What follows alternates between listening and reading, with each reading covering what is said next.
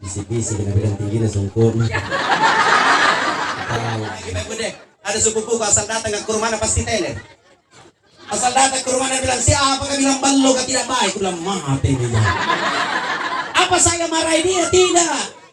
Apa saya maki-maki dia? Tidak. Apa aku bilang? Ya Allah, yang maha membolak-balikkan hati manusia, gerakkan hatinya ya Allah supaya dia mau sujud kepadamu. 2 minggu kemudian datang ke rumah, rajin nama sholat. Dia buka pintu masjid, yang azan di masjid. Zaman Natong itu kalau yang azan membangunkan orang tidur. Allahu Akbar, Allahu Akbar. Nyaman, apalagi sudah makan sahur. Tapi kira-kira bagaimana perasaan kalau yang azan lobet? Allahu Akbar, Allahu Akbar. Kalau mau bilang tak kalah azan mau sampai rumah mati lah tindro.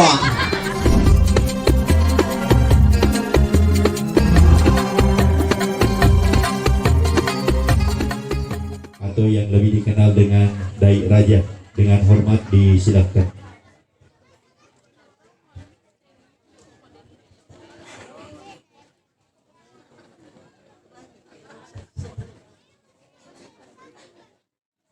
Bisi-bisi kena bilang tinggi na sungkot.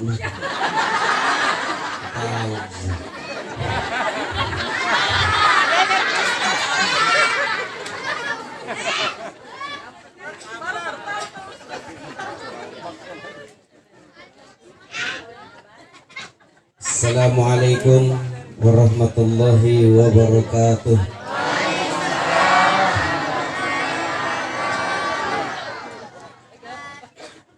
Bismillahirrahmanirrahim. Alhamdulillahi rabbil alamin. Alladzi ja'ala al-islam aqidah wa ja'ala al-insana khalifah. Asyhadu an la ilaha illallah wahdahu la syarikalah. Wa asyhadu anna Muhammadan abduhu wa rasuluh amma ba'd.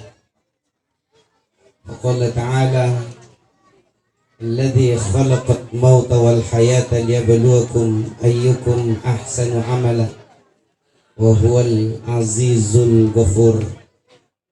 Sadaqallahul azim. Bapak Ibu seluruh yang hadir yang insyaallah dirahmati oleh Allah Subhanahu wa taala. Malam ketiga atas perpulangnya ke rahmatullah Bapak Muhammad Amir Yundu dalam usia kurang lebih 74 tahun. Beliau telah mendahului kita pergi istirahat, capeknya dunia, capeknya pekerjaan. Apa aku bilang enak nih? Karena nikmati nih jerih payah ibadah yang dilakukan waktu di muka bumi ini. Santai-santai di sana. Seandainya kita bisa dengar omongannya ini almarhum akan ngomong seperti ini. Keluargaku, anakku, cucuku, tetanggaku, di sini mako, enak di sini. Di dunia masih capek di sini Pak. Di dunia masih capek kau jualan. Di sini enak. Apa yang kuinginkan ada semua. Dengan catatan itu tadi, beriman kepada Allah, beramal soleh, istiqamah melakukan amal soleh, pasti husnul khotimah. Jadi jangan kita takut mati. Takut ke mati ya Bu? Bu, takut ke mati? Ye, kau jengki. Saya kemarin Bu, baru-baru ini ke Kendari, saking takutku naik pesawat, goyang di pesawat karena semua doa gue baca, kecuali doa makan. Gue bilang ke Mayari tas sambang. Wih ya Allah ya Rahman, ternyata masih takut kak mati. Iya, kita Ibu takut ke mati Bu? Takut? Nggak takut Ki? Kenapa pakai masker Ki Peng? Ini malah iji mati.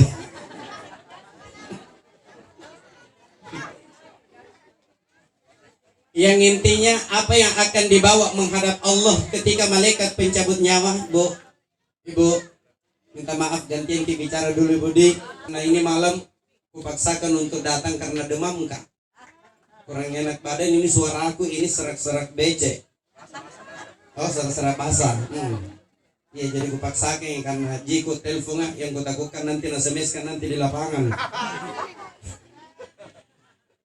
Yang jadi pertanyaan apa yang akan dibawa menghadap Allah Subhanahu wa taala? Kalau malaikat pencabut nyawa datang sama kita, enggak apa-apa menyanyikan sebentar Budi sedikit di.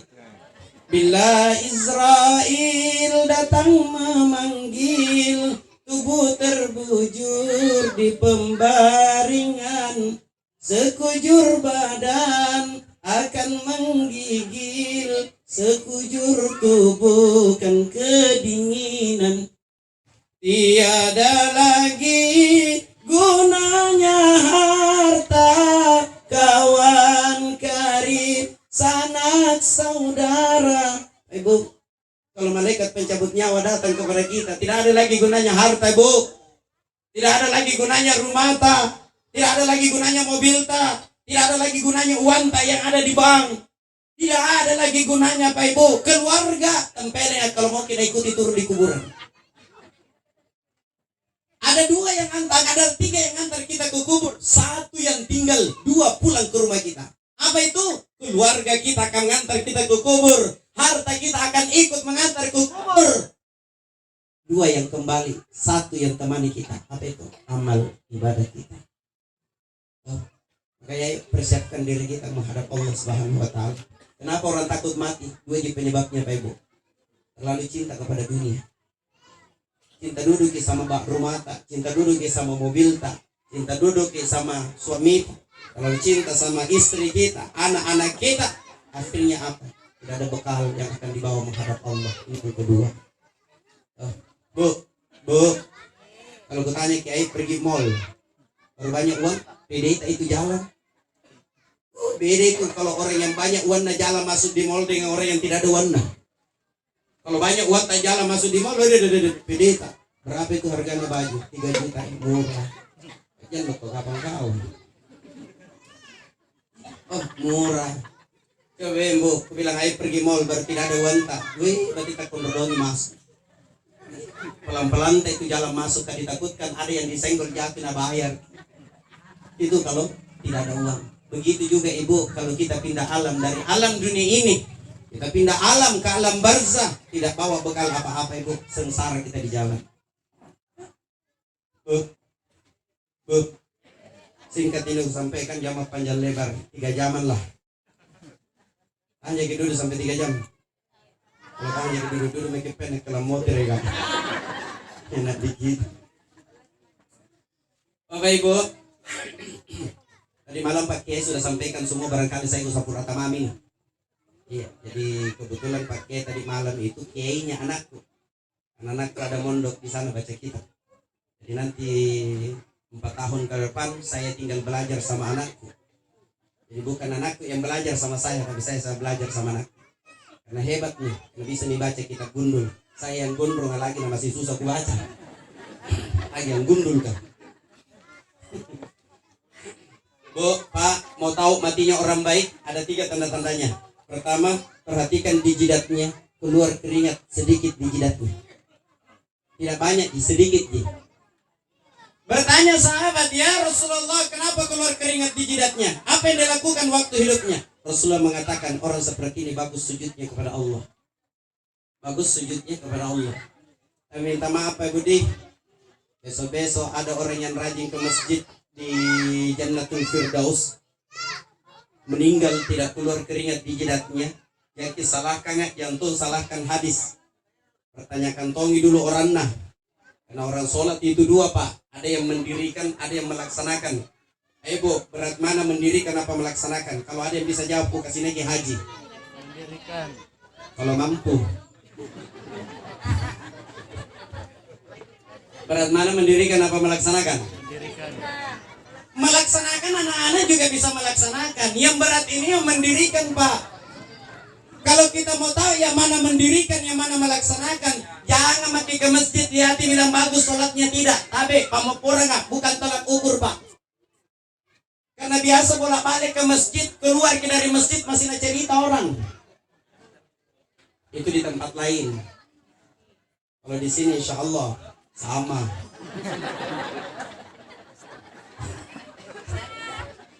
Rajin ke masjid tapi pulang ada berarti nak gosip. Baru kalau nacalla mi orang buka mi tangan na menunjuk kadang bibir na mami. Ya, itu yang wilayah mana gitu. Terus kalau lihat orang seperti itu satu jadi aku ya Allah kembalikan lalu bibirnya. Asli nadoji. Siapa tahu dibilang keluar masuk di masjid bilang bagus mi sholatnya, belum tentu Pak Ibu. Ya.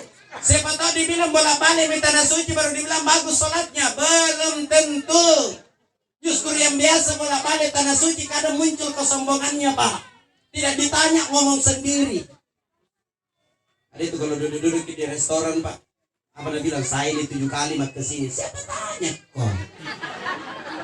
Biasa ngomong seperti itu. Jadi kalau mau tahu yang mana mendirikan, yang mana melaksanakan Pak, Bu, lihat kehidupan sehari-harinya. Biar Nabi bilang keluar masuk di masjid. Tapi justru biasa yang keluar masuk di masjid itu Pak, yang bolak-balik ke masjid. Begitu dilihat saudaranya tidak sholat, apa dia bilang? Neraka kau tampaknu. Ikaw apa neraka? Kau yang punya neraka, nah sedikit-sedikit orang bilangin neraka. Biasa aku sampaikan, tadi malam saya sampaikan di depan. Apa yang saya bilang? Yang Allah lihat bukan yang sekarang. Yang Allah lihat bukan yang sekarang. Yang Allah lihat akhir kehidupan kita. Bisa jadi hari ini saya jadi ustadz, Allah ambil itu hidayah, besok jadi preman, siapa yang tahu? Bisa jadi hari ini dia preman, dia pezina, dia pemabuk, paluka, paella, parampok. Allah berikan hidayah, besok jadi ustadz, siapa yang tahu? Kenal Ustadz Jeffrey Bu? Kenalan di mana Bu? Di Facebook. Itu namanya tahu Bu. Kemarin ceramah aku bilang kenal Fir'aun, dia bilang kenal. Bilang ayo pulang ya. Ternyata ada temannya Fir'aun. Bilang kenal Abu Bakar Siddiq, dia bilang kenal. Kenalan di mana? Bilang di mall. Bilang woi Pak Abu ini sota. Jadi aku bicara mall, ada kenangan manisku di mall. Ke mall ke ibu belanja tidak jadi belanja gara-gara lihat ke suami istri peluk-pelukan di mall. Mesranan atua mo. Penasaran aku ikuti terus keluar sampai pintu mall. Kutanya ke Pak, apa resepnya? Kenapa mesra sekali? Kita bilang siapa yang mesra? Aku bilang kita. Tua ata mana masih peluk-pelukan kita be. Bukan orang mesra ini kupeluk istriku karena kapan lepas sambaran na belanja. Nah habis tuanku dia DM. Nah, ini namanya suami pampidokang. Oh suami pampidokang orang Makassar. Kalau orang Bugis suami Sikti. Kalau mau nak kasih uang belanja istrinya, Bu, Ibu, ada suami-suami begitu di sini? Jujur lah.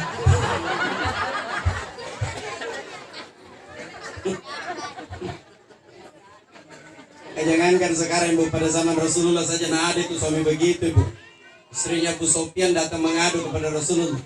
Ya Rasulullah itu suamiku pelit, tidak mau kena kasih uang belanja. Apa kalau saya ambil uangnya tanpa sepengetahuan dosa apa tidak? Rasul mengatakan tidak dosa, yang penting ambil secukupnya. Yang kami semua ibu publisiran. Jadi suami kita masuk di WC Paris sedompetnya.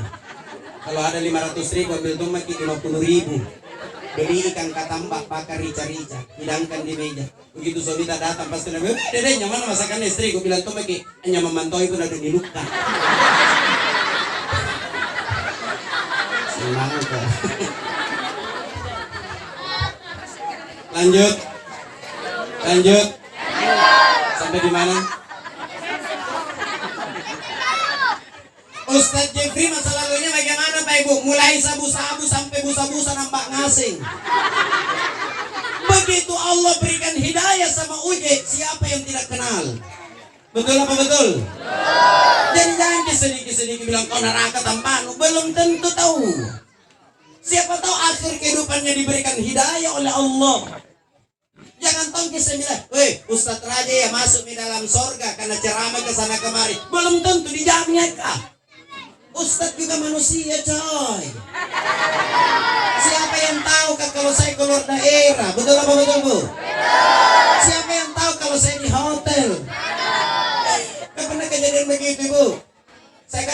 bu, kalau mau terbang tidak mau makan. Kalau mau naik pesawat bu, tidak mau makan karena tidak bisa kuprediksi kapan keluar di belakang. Yang kutakukan di pesawat karena mau keluar. Kalau masih dibilang di bandara apa masih mending karena ada air, ada toiletnya, ada airnya di pesawat. Gue bilang jam makan dulu deh. Sampai di bandara 3 jam setengah kak menunggu baru datang pesawat. Tidak mau tunggu kak makan. Bilang deh, jamin dulu deh nanti tidak bisa kuprediksi. Terbang ke Jakarta 2 jam 5 menit, tidak makan tonga. Berapa jam tidak makan?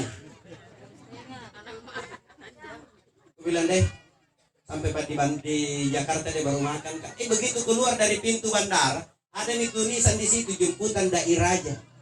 Saya kasih kenal kami diriku karena tidak tahu kan kalau saya Ustadz Dai Raja karena pakai baju kaos, jaket, celana jeans, sepatu kets, pakai topi, kacamata. Anak bang rasu-rasu.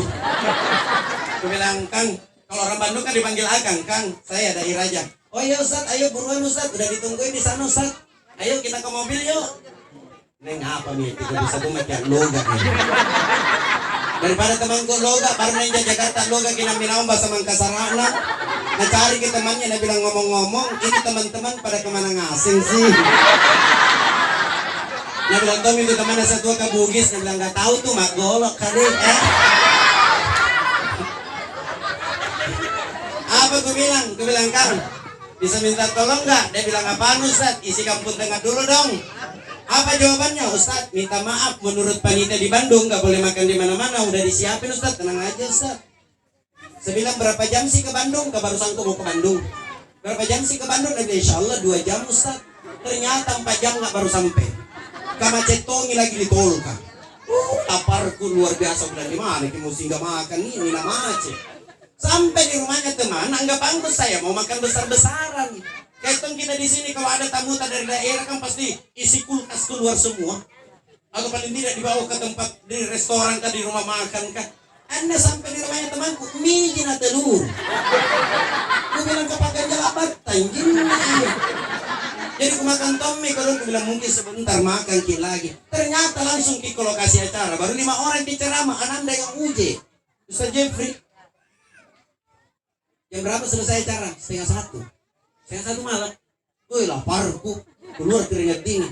Selesai acara tuh bilang, Kang antar ke hotel dong. Ngapain Ustaz? Mau isi kampung tengah dulu dong. Nih belum ketemu nasi nih seharian. Dia bilang, ayo Ustaz, buruan Ustaz. Ke hotel mak. Sementara ganti pakaian, ada yang datang ketuk-ketuk pintu. Tok tok tok tok. Gue bilang makna sapanitianan nih. Pas gue buka pintu, astagfirullahaladzim, kecewe seksi. Woi, rok pendek baru ini mami na tutup. Gue bilang, oh lala. Angin emang kok. Apa dia bilang sama saya? Mas, pesan ayam panggang nggak? Itu orang lapar bicara ayam panggang. Ini pikiranku kayak di sini sari laut.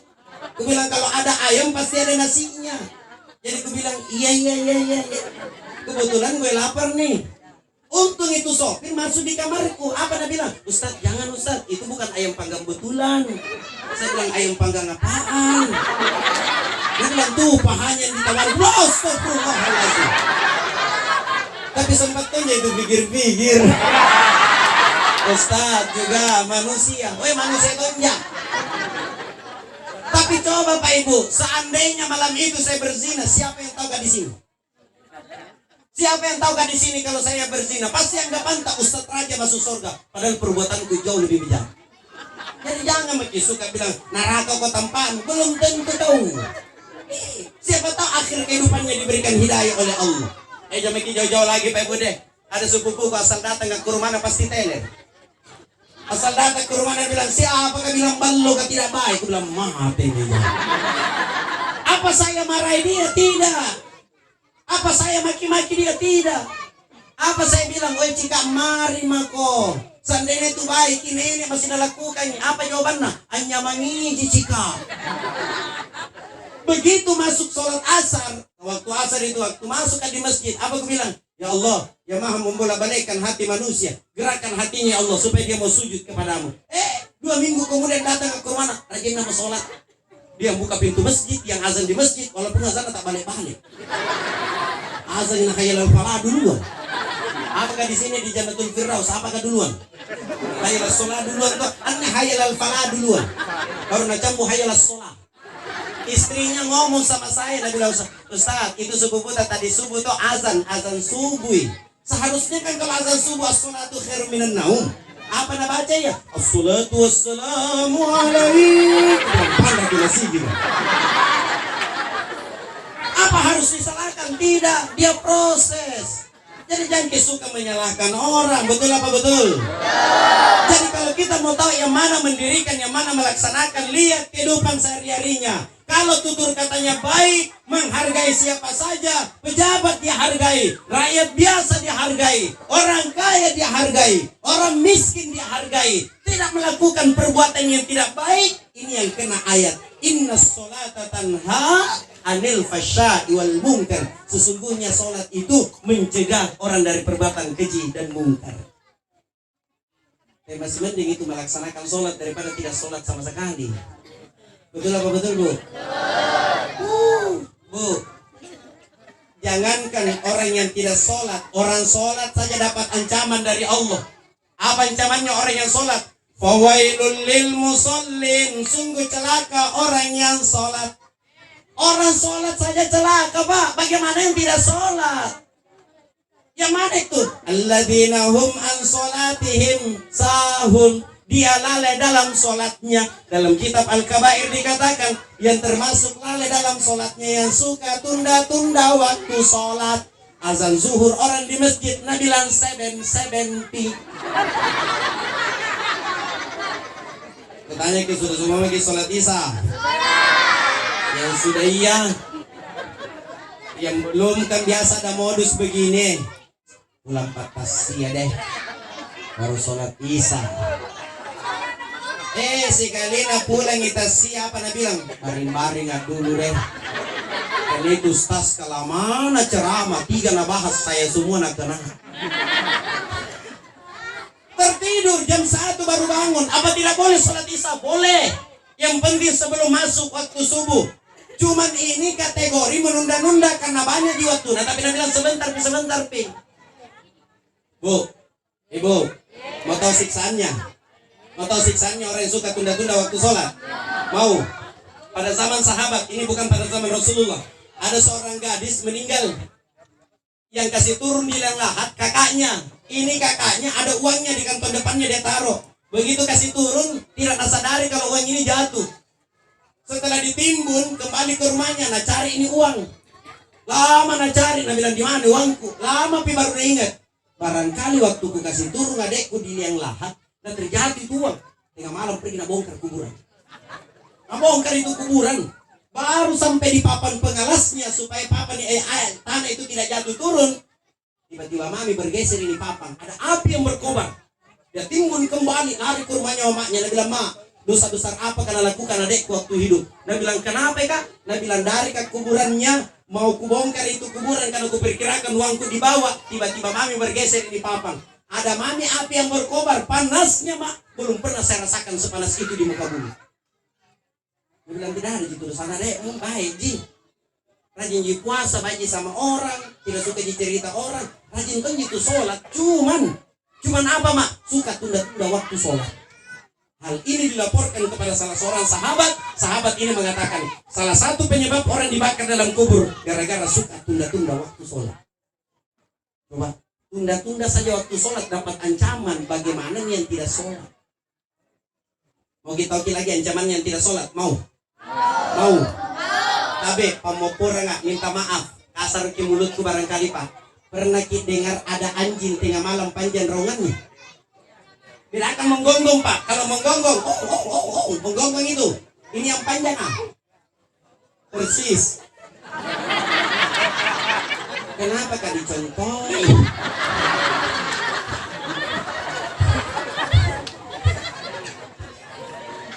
Iya contoh. Kita Bugis Makassar dengar anjing begitu apa dibilang? Ciniki setan. Atau na ciniki Tuhannya. Na ciniki karena. Padahal dalam hadis qudsi, anjing yang meraung seperti itu bukanlah setan. Tapi mendengar orang disiksa dalam kubur gara-gara tidak mau sujud kepada Allah. Apa kata anjing? Ya Allah, saya bangga jadi anjing. Saya syukur jadi anjing. Allah tanya, kenapa syukur kok? Ya Allah, seandainya saya jadi manusia, persis saya disiksa dalam kubur gara-gara tidak mau sujud kepadamu ya Allah. Coba, apa alasan tak sampai tidak sujud?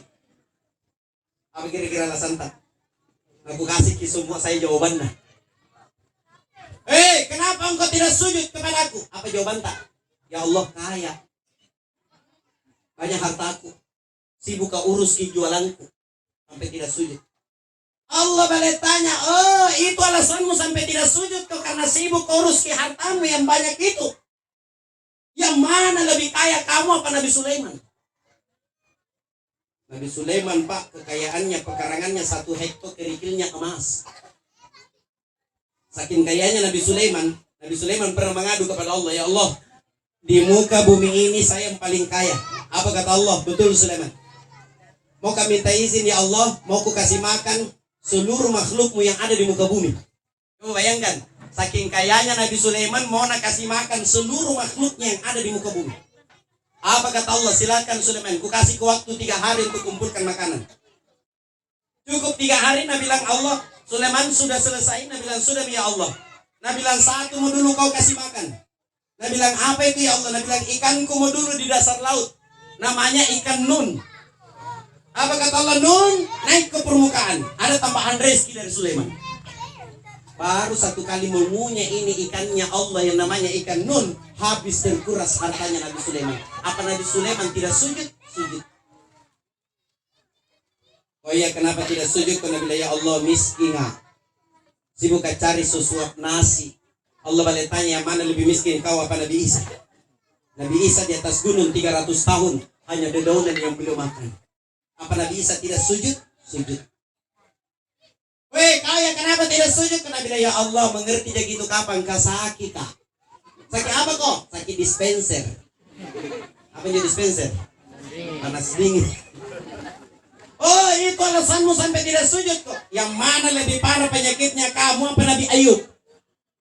Nabi Ayub pak bukan 1 tahun sakit, bukan 2 tahun sakit. Berapa tahun Nabi Ayub sakit? 18 tahun.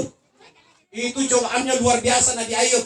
Hari pertama 3 hari berturut-turut Nabi Ayub kena cobaan pak. Hari pertama Nabi Ayub seluruh harta kekayaannya habis terbakar. Binatang-binatangnya, binatang teriknya habis terbakar. Kebun-kebunnya habis terbakar. Hari kedua cobaannya Nabi Ayub, 12 anaknya Nabi Ayub bersamaan mati. Hari ketiga, semua tubuhnya Nabi Ayub digerogoti ular. Tinggal lidah dengan hatinya tidak dimakan ular. Yang ke-18 tahunnya, kan 18 tahun nih sakit. Apa Nabi bilang istrinya? Wahai suamiku tersayang, engkau kan Nabi. Ada doamu yang diijabah oleh Allah. Mintalah kepada Allah supaya penyakitmu diambil oleh Allah. Apa jawabannya Nabi Ayub? Berapa tahun mas sakit, wahai sayangku? Nabi bilang 18 tahun maki. Nabi bilang waktu kaya ki berapa tahun ki? Nabi bilang 20 tahun. Nabi bilang mana banyak 20 tahun? Apa 18 tahun? Nabi bilang lebih banyak 20 tahun wahai suamiku. Apa jawabannya Nabi Ayub? Berarti nikmatnya Allah masih jauh lebih banyak dari penyakit yang Allah berikan sama saya. Luar biasa. Kita deh baru 3 tahun corona, banyak yang mengeluh. Termasuk yang ceramain. Katanya jadwal. Termasuk yang di belakangku yang mengaji ya. Tina jawab. Allah. Ini heran tuh nggak coronayan nih pak. Haji heran kak kayak tuh mu'allaf. Iya kalau Natal dengan tahun baru tidak muncul. Tapi kalau pas mau Ramadan ada datang. Bilang mana semua mu'allaf aneh. Pernah bawa makna. Ku bilang saya pergi mi corona, ina bawa ki Omikron. Astagfirullahaladzim. Lanjut. Woi kaya, kenapa tidak sujud kepada aku? Apa jawabannya? Ya Allah, tinggi jabatanku sibuk kampanye. Allah boleh tanya, yang mana lebih tinggi jabatannya, kamu apa Rasulullah Muhammad sallallahu alaihi wasallam? Pak, Rasulullah itu khataman nabiyyin, penutup nabi. Yang kedua, Sayyidul Anbiya, pemimpin dari semua nabi. Tapi Rasulullah Pak Ibu, tidak pernah kita dengar dalam satu hadis pun mengatakan Rasulullah tidak sholat. Hadis-hadis yang masyhur dikatakan Rasulullah kalau sholat, Pak, apalagi sholat sendiri, sekali berdiri Pak 5 juz 4 lembar nah baca baru ruku. Tapi tidak cocok dibaca di Jannatul Firdaus. Kalau ada imam 5 juz nah baca, kira-kira ada jamaah berdiri tendangi Pak Imam. Kalau mente mau komen sakit mati dengan imam. Sudah nak tahu kan? Kalau seperti Ustadz Aiman yang imam tidak jadi masalah jika nyaman dibacana. Makanya biasa aku sampaikan, para pengurus masjid, kan di belakangku pengurus masjid. Kalau tidak ada nih pembangunan masjid, apa salahnya kalau sewa tukang azan? Karena salah satu penarik orang datang sholat jamaah, kalau tukang azannya nyamang. Betul apa betul? Imamnya bagus. Yang menetung itu kalau yang azan membangunkan orang tidur. Allahu Akbar, Allahu Akbar. Nyaman, apalagi sudah makan sahur. Siapa yang azan? Woi Pak Ajiano. Nyaman dapatin azan. Tapi kira-kira bagaimana perasaan kalau yang azan lobet? Allahu Akbar, Allahu Akbar. Kalau mau bilang tak kalah azan mau sampai mati lah tindroa. Ayo masuk lagi Pak. Hujan. Perasaan ini 2 kali datang ceramah di sini hujan terus. Woi kau ya, kenapa tidak sujud kepadaku? Apa jawabannya?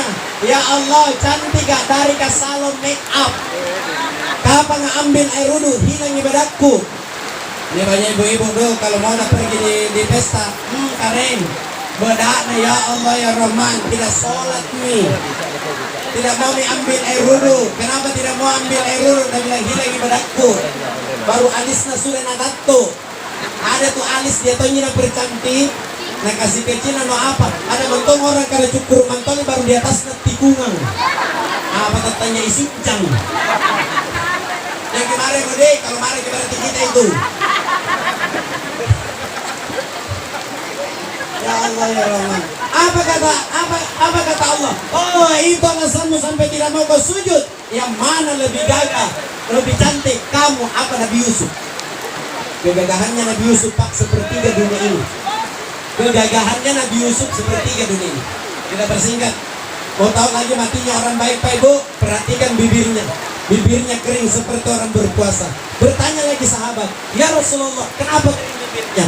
Apa yang dilakukan waktu hidupnya? Rasulullah mengatakan orang seperti ini bagus zikirnya, bagus kata-katanya. Karena dia mulut paling banyak bawa dosa Bu. Baru kompaknya itu mata dengan mulut. Begitu mata melihat mulut cerita. Kalau bukan zikir yang kontrol, ini biasa seperti kanak-kanak ibu. Asal duduk, nah cerita miseng orang. Biar anak-anak tetangganya nah cerita semua, nah bilang ada deh. Itu yang ada di sebelah. Memang papi anak-anak deh. Kalau pagi-pagi pergi sekolah lagi jom pergi. Kalau pulang lentong yang pergi. Kenapa ke kalau lentong pulang yang pergi ke kagote? Nah bilang bukan bodoh pacarna. Kenapa ke kalau pacarna? Masalah buat lo. Dia bilang, oi anakku saya tidak ada yang jemput-jemput. Siapa mau jemputin? Anu kalau baru TK. Dia bilang, oi SMA anakku tapi tidak ada yang jemput-jemput. Jelek di kamar anakku. Sampai itu cantik banyak yang jemput. Samaran itu orang. Bagaimana caranya? Basahi bibir kita dengan zikir supaya tidak pilih kanan. Yang terakhir. Hujan nih. Pulang anda tahu kan kerja awal. Ini lagi disikat dori moy. Kita lihat kabur nanti bibisiku. Oh di atasnya bibisku kabur Tommy. Oh dongkaknya mau punggungku ibu sangkaran itu. Kemarin apa lagi kabur kita ini.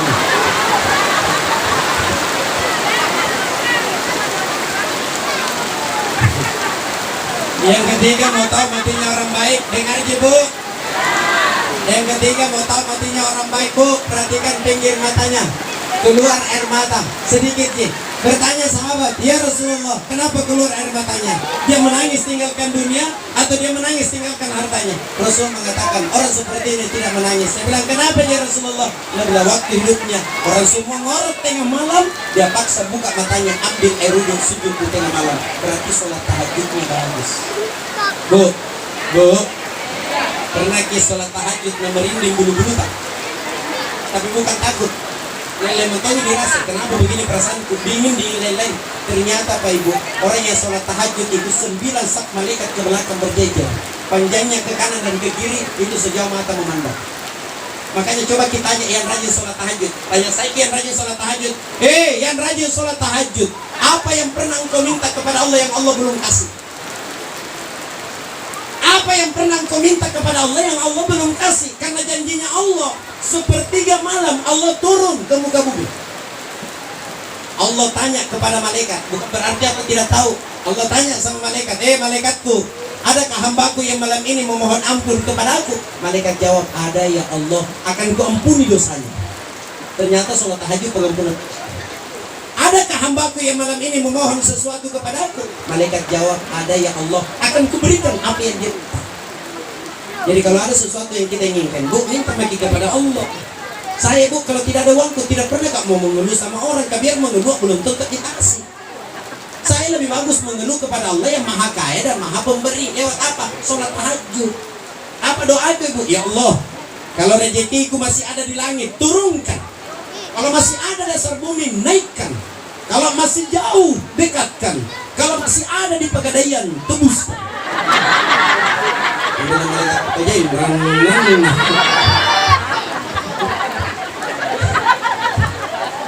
Jadi kalau tidak ada uang saya tidak pernah mengeluh, Bu. Sama tanya, Bu. Ibu.